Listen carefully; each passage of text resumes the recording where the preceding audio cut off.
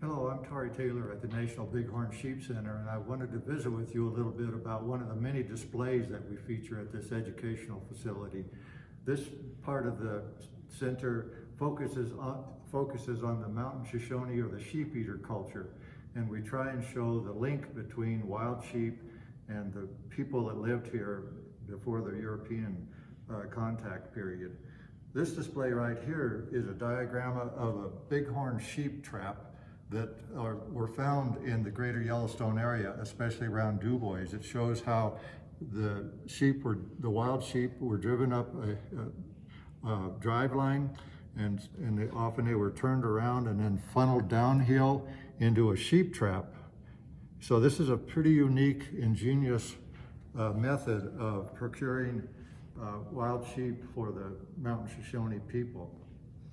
This display over here shows how they made a bow and arrow, or a bow, out of a wild sheep horn. The ram's horns are curled, and that's what this display is about. It shows people how a curved ram's horn was thinned and tapered, and then the other limb of it was spliced together, reinforced with a splint, and wrapped with sinew to make this very powerful, highly desirable bow. A very ingenious thing. The mountain Shoshone or the Sheepeater culture were known for making these horn bows.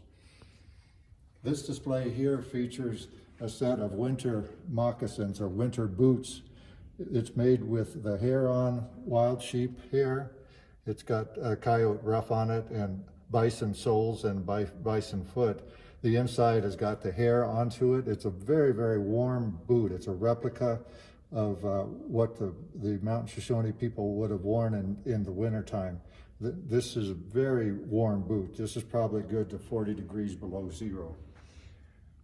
These two displays here feature the uses of mountain sheep by the Sheepeater culture, comparable to the Plains Indian tribes, how they used parts of bison in their daily lives. These displays here, very unique, the only one that we're aware of, shows the different uses of sheep, starting with a handle made out of a ewe's horn with a stone knife attached to it, held with sinew, a ceremonial shaker a rattle made with a horn.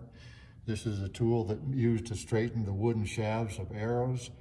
This is sinew, which is the all-purpose thread that was used by people all over the world, but it's very, very strong. Think of it as nylon. It's very tough, very, very durable.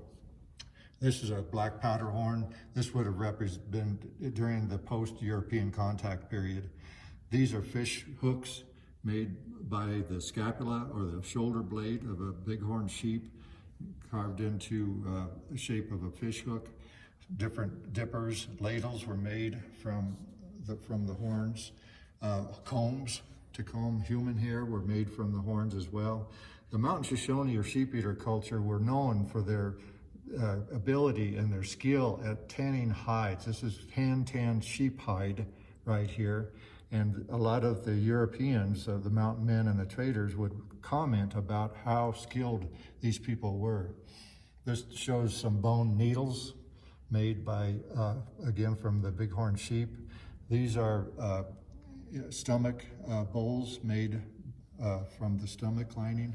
Here's a bowstring made from the sinew of a bighorn sheep. And this pouch represents 100% wild sheep leather and sinew. So this is hand-tanned wild sheep held together with sheep sinew. It's got horn buttons on it, and it's an all-purpose pouch or that people would have used.